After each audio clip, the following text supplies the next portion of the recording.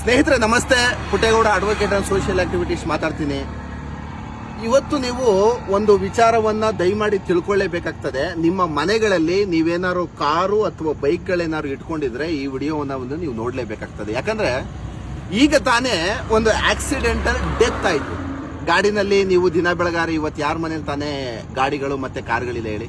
ಪ್ರತಿಯೊಬ್ರು ಇವತ್ತು ಬೈಕು ಅಥವಾ ಕಾರ್ ಮೇಲೆ ಫುಲ್ಲಿ ಡಿಪೆಂಡೆಡ್ ಲೈಫ್ ಇವತ್ತು. ಆದ್ರೆ ನೀವೇನಾದ್ರು ಗಾಡಿ ತಗೊಂಡು ಅಥವಾ ಕಾರ್ ತಗೊಂಡು ಮನೆಯಿಂದ ಆಚೆ ಹೊರಟ್ರೆ ಕೆಲವೊಂದು ಕಾನೂನುಗಳನ್ನ ನೀವು ತಿಳ್ಕೊಳ್ಳೇಬೇಕಾಗುತ್ತೆ ಸ್ನೇಹಿತರೆ. ಯಾಕಂದ್ರೆ ಇವಾಗ ಆಗಿದ್ದು ಏನು ಅಂದ್ರೆ, ಅವನೇನ್ ಮಾಡಿದಾನೆ, ಗಾಡಿಯನ್ನ ತಗೊಂಡು ಹೋಗುವಂತ ಸಂದರ್ಭದಲ್ಲಿ ಇದೇ ಮಾಗಡಿ ರೋಡಲ್ಲಿ ಒಂದು ಕಾರ್ ಬಂದ್ಬಿದ್ದು ಒಬ್ಬ ಡೆತ್ ಆಗೋದ. ಆ ಸಂದರ್ಭದಲ್ಲಿ ಏನಾಗ್ತದೆ ಅಂದ್ರೆ ನಿಮ್ಗೆ ಇವತ್ತು ಸಂಪೂರ್ಣವಾದ ಮಾಹಿತಿಯನ್ನ ಕೊಟ್ಬಿಡ್ತೀನಿ. ಏನಂದ್ರೆ, ನೀವು ಗಾಡಿ ಅಥವಾ ಕಾರನ್ನ ತಗೊಂಡು ಹೋಗುವಂತ ಸಂದರ್ಭದಲ್ಲಿ, ಆಚೆ ಹೋಗುವಂತ ಸಂದರ್ಭದಲ್ಲಿ ನಿಮ್ಗೆ DL ಇನ್ಶೂರೆನ್ಸ್ ಕರೆಕ್ಟ್ ಆಗಿ ಇರಲೇಬೇಕಾಗುತ್ತೆ ಸ್ನೇಹಿತರೆ.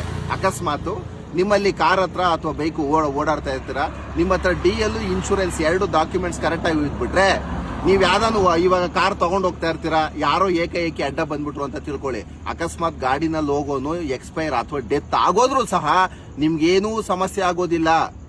ಇದನ್ನ ನೀವು ದಯಮಾಡಿ ಅರ್ಥ ಮಾಡ್ಕೊಳ್ಳಿ. ಈಗ ನೀವು ಬೈಕಲ್ಲಿ ಹೋಗ್ತಾ ಇರ್ತೀರಾ, ಯಾವುದೋ ಒಬ್ಬ ವ್ಯಕ್ತಿ ಬಂದ್ಬಿಡ್ತಾನೆ ಅಡ್ಡ, ಅಕಸ್ಮಾತ್ ಬೈಕಲ್ಲಿ ಇರೋನೇ ಸತ್ತೋಗ್ಬೋದು ಅಥವಾ ಹೆಚ್ಚು ಕಮ್ಮಿ ಆಗ್ಬೋದು, ಕಾಲು ಕೈ ಮುರಿದೋಗ್ಬೋದು, ಅಥವಾ ಆಪೋಸಿಟ್ ಅಲ್ಲಿ ಬರೋದು, ಈಗ ಯಾರೋ ನಡ್ಕೊಂಡು ಹೋಗ್ತಾ ಇರ್ತಾನೆ, ನೀವು ಹೋಗಿ ಏಕಾಏಕಿ ಗುದ್ದು ಬಿಡ್ತೀರಾ, ಆಗ ಅವನಿಗೆ ಹೆಚ್ಚು ಕಮ್ಮಿ ಆಗ್ಬಿಡುತ್ತೆ, ಅಥವಾ ಕೈ ಕಾಲು ಮೂಳೆ ಮುರಿದೋಗುತ್ತೆ, ಅಥವಾ ಬಿದ್ದು ಏನಾರು ಈ ತರ ಡಿವೈಡರ್ ಹೊಡೆದ್ಬಿಟ್ಟು ಸ್ಪಾಟ್ ಆಗ್ಬಿಡ್ತಾರೆ. ಯಾವುದೇ ಒಂದು ವಿಚಾರ ಸ್ಪಾಟ್ ಆದ್ರು ಅಂತ ತಿಳ್ಕೊಳ್ಳಿ. ಆವಾಗ ನೀವು ಯಾವ ರೀತಿ ನಿಮ್ಮನ್ನ ನೀವು ಸಂರಕ್ಷಣೆ ಮಾಡ್ಕೊಳ್ಬೇಕು ಅಂದ್ರೆ, ನೋಡಿ ಕಾನೂನು ಏನ್ ಹೇಳುತ್ತೆ ಅಂದ್ರೆ, ಈಗ ಇದೊಂದು ಬೈಕು ಅಥವಾ ಕಾರ್ ಅಂತ ತಿಳ್ಕೊಳ್ಳಿ. ನೀವು ಹೋಗುವಂತ ಸಂದರ್ಭದಲ್ಲಿ ಅಡ್ಡ ಯಾರೋ ಒಬ್ಬ ವ್ಯಕ್ತಿ ಬಂದ್ಬಿಡ್ತಾನೆ, ಹೆಚ್ಚು ಕಮ್ಮಿ ಆಗಿ ಅಕಸ್ಮಾತ್ ಕಾಲು ಕೈ ಮುರಿದೋಗ್ಬೋದು ಅಥವಾ ಸತ್ತೋಗ್ಬೋದು. ನಿಮ್ಮಲ್ಲಿ ಇನ್ಶೂರೆನ್ಸ್ ಮತ್ತೆ DL ಇದು ಬಿಟ್ರೆ, ಅವನ್ ಏನಾದ್ರು ಡೆತ್ ಆದ್ರೆ ಅಥವಾ ಕಾಲು ಕೈ ಮುರಿದೋಯ್ತು ಅಂದ್ರೆ ಇನ್ಶೂರೆನ್ಸ್ ಕಂಪನಿ ಲಯಬಲ್ ಆಗುತ್ತೆ ಸ್ನೇಹಿತರೆ. ಇದನ್ನ ಅರ್ಥ ಮಾಡ್ಕೊಳ್ಳಿ, ನೀವೇನ್ ತಲೆ ಕೆಡ್ಸ್ಕೊಳ್ಬೇಕಾಗಿಲ್ಲ. ಆಮೇಲೆ ಅಕಸ್ಮಾತ್ ನೀವು ಓಡಾಡೋ ಸಂದರ್ಭದಲ್ಲಿ ನೀವು ಆಲ್ಮೋಸ್ಟ್ ಪ್ರತಿಯೊಬ್ರು ಸಹ ಗಾಬರಿ ಬಿದ್ದೋಗ್ತಾರೆ. ಆಕ್ಸಿಡೆಂಟ್ ಆಗೋಯ್ತು, ಅವನೊಬ್ಬ ಸತ್ತೋದ, ನನ್ನನ್ನು ಪೊಲೀಸರು ಅರೆಸ್ಟ್ ಮಾಡ್ಬಿಡ್ತಾರೆ, ಜೈಲ್ಗೆ ಹಾಕ್ಬಿಡ್ತಾರೆ ಅಂದ್ರೆ ಅದು ದೊಡ್ಡ ತಪ್ಪು ಸ್ನೇಹಿತರೆ. ಇವಾಗ ನಾನು ಹೇಳುವಂತ ಮಾಹಿತಿ ನಿಮಗೆ ಬೇಕೇ ಬೇಕು. ಆಕ್ಸಿಡೆಂಟಲ್ ಏನಾದ್ರು ಕಾರು ಅಥವಾ ಬೈಕಲ್ಲಿ ಹೋಗ್ತಾ ಇರ್ತೀರಾ, ಅವು ಆಪೋಸಿಟ್ ಪಾರ್ಟಿ ಯಾರೋ ಒಬ್ಬ ಓಡಾಡ್ತಾ ಇರ್ತಾರೆ, ಬೈಕಲ್ಲಿ ಬರ್ತಾ ಇರ್ತಾರೆ, ಹೋಗ್ತಾ ಇರ್ತಾರೆ ಅಂತ ತಿಳ್ಕೊಳ್ಳಿ. ಅಕಸ್ಮಾತ್ ಆತ ಏನಾದ್ರು ಸತ್ತೋದ್ರೆ ಅರೆಸ್ಟ್ ಮಾಡಿ ಜೈಲ್ಗೆ ಹಾಕುವಂತ ಪ್ರಾವಿಷನ್ಸ್ ಕಾನೂನಲ್ಲಿ ಇಲ್ಲ ಸ್ನೇಹಿತರೆ. ಇದು ವಿಚಾರ. ಅಂದ್ರೆ ನಾವು MEC ಅಂದ್ರೆ ಮೋಟರ್ ವೆಹಿಕಲ್ ಆಕ್ಟ್ ಅಲ್ಲಿ ಏನಂತೀವಿ ಅಂದ್ರೆ, ಇದನ್ನ ಆಕ್ಸಿಡೆಂಟಲ್ ಡೆತ್ ಅಷ್ಟೇ, ಆಕ್ಸಿಡೆಂಟ್ ಅಂತ ಕರಿತೀವಿ. ಅಂದ್ರೆ ಉದ್ದೇಶ ಇದ್ದು ಏನಾದ್ರು ನೀವು ಬೇಕು ಅಂತ ನಿಮ್ಗೆ ಗೊತ್ತಿಲ್ಲ ಅವ್ನು ನನ್ನ ಮಗನ ಸಾಯಿಸ್ಲೇಬೇಕು ಅಂತ ಹೋಗ್ತಾ ಇರ್ತೀರಲ್ಲ, ಅದು 302 ಹೋಗ್ಬಿಡುತ್ತೆ. ಉದ್ದೇಶ ಪೂರ್ವಕವಾಗಿ ಸಾಯಿಸಿದ್ರೆ ಮಾತ್ರ ನಿಮ್ಮನ್ನ ಅರೆಸ್ಟ್ ಮಾಡಿ ಜೈಲ್ಗೆ ಹಾಕ್ತಾರೆ. ಬಟ್ ರೋಡಲ್ಲಿ ಓಡಾಡುವಂತ ಸಂದರ್ಭದಲ್ಲಿ ನೀವೇನೋ ಆಕ್ಸಿಡೆಂಟಲ್ ಏನಾದ್ರು ಒಬ್ರಲ್ಲ ಇಬ್ರು ಸತ್ತೋದ್ರು ಕಾನೂನು ಆ ತರ ನಿಮ್ಗೆ ಹೇಳೋದಿಲ್ಲ.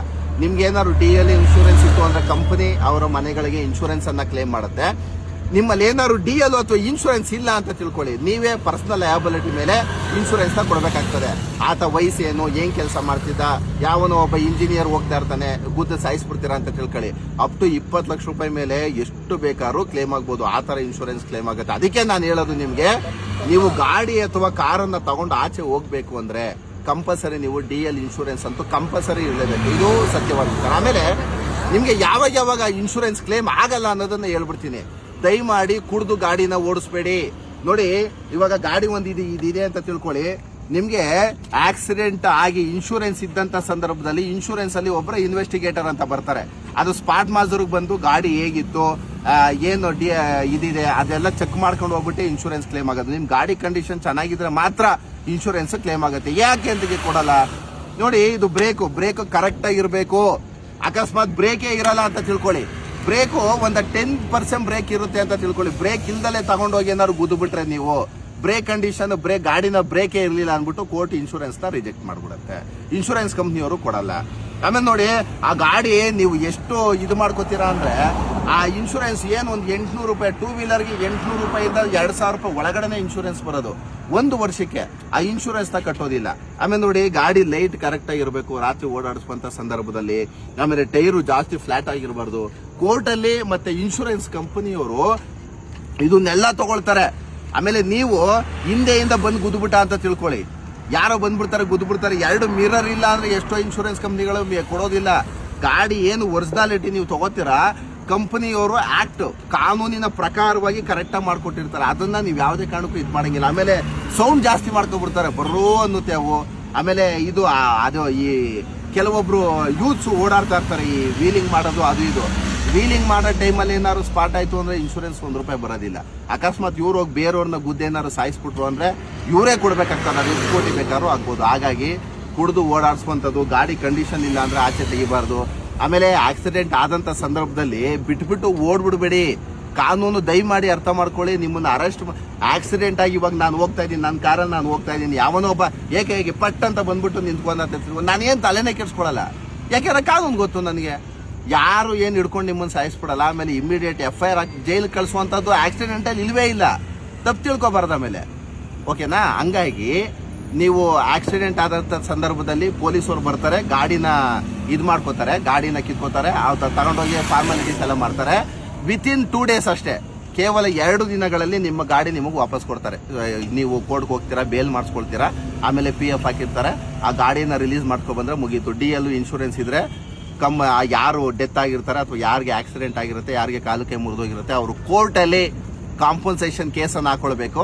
ಆ ಇನ್ಶೂರೆನ್ಸ್ ಕರೆಕ್ಟ್ ಆಗಿತ್ತು, ಗಾಡಿ ಕಂಡೀಷನ್ ಇತ್ತು ಅಂದ್ರೆ ಇನ್ಶೂರೆನ್ಸ್ ಕಂಪನಿನೇ ಆತನಿಗೆ ಏನು ಕಾಲು ಕೈ ಮುರಿದೋಗಿದೆಯಾ ಅಥವಾ ಸತ್ತೋಗಿದೆಯಾ ಅಂದ್ಬಿಟ್ಟು ಕಂಪನಿ ಇನ್ಶೂರೆನ್ಸ್ ಅನ್ನ ಅವರು ಕೊಡ್ತಾರೆ. ಅಕಸ್ಮಾತ್ ಇನ್ಶೂರೆನ್ಸ್ DL ಇಲ್ಲ ಅಂದ್ರೆ ನೀವು ಯಾರು ಗಾಡಿ ಓಡಿಸಿದ್ರಿ ತಗೊಂಡೋಗಿ ಕೂತ್ಕೊಂಡಿರ್ತೀರಾ, ಏನು ಕೋರ್ಟ್ ಆರ್ಡರ್ ಮಾಡುತ್ತೆ ಆ ಆರ್ಡರ್ ಅಮೌಂಟ್ ಅನ್ನ ನೀವು ಕಟ್ಟಬೇಕಾಗತ್ತೆ ಸ್ನೇಹಿತರೆ. ಇಷ್ಟೇ, ಇನ್ನೇನು ಇಲ್ಲ. ನೀವು ಓಡಾಡುವಂತ ಸಂದರ್ಭದಲ್ಲಿ ದಿನ ಬೆಳಗಾರೆ ಜನ ಓಡಾಡ್ತಾ ಇರ್ತಾರೆ, ಆಕ್ಸಿಡೆಂಟ್ಗಳು ಆಗ್ತಾ ಇರ್ತವೆ, ಸಾಯೋರು ಎಷ್ಟು ಜನನೋ ಬದುಕೋರು ಎಷ್ಟು ಜನ. ಹಂಗಾಗಿ ಪ್ರತಿಯೊಂದು ಮನೆಗಳಲ್ಲಿ ಇವತ್ತು 2-2, 4-4 ವೆಹಿಕಲ್ ಮಾಡ್ಕೊಂಡಿದ್ದಾರೆ. ಗಾಡಿ ಇರೋರು ದಯಮಾಡಿ ಇನ್ಶೂರೆನ್ಸ್ DL ಇಲ್ಲ ಅಂದ್ರೆ ದಯಮಾಡಿ ಗಾಡಿ ಎತ್ಬಿಡಿ, ಕುಡಿದು ವಾಹನವನ್ನ ಚಲಾಯಿಸ್ಬಿಡಿ ಸ್ನೇಹಿತರೆ. ನಮಸ್ತೆ.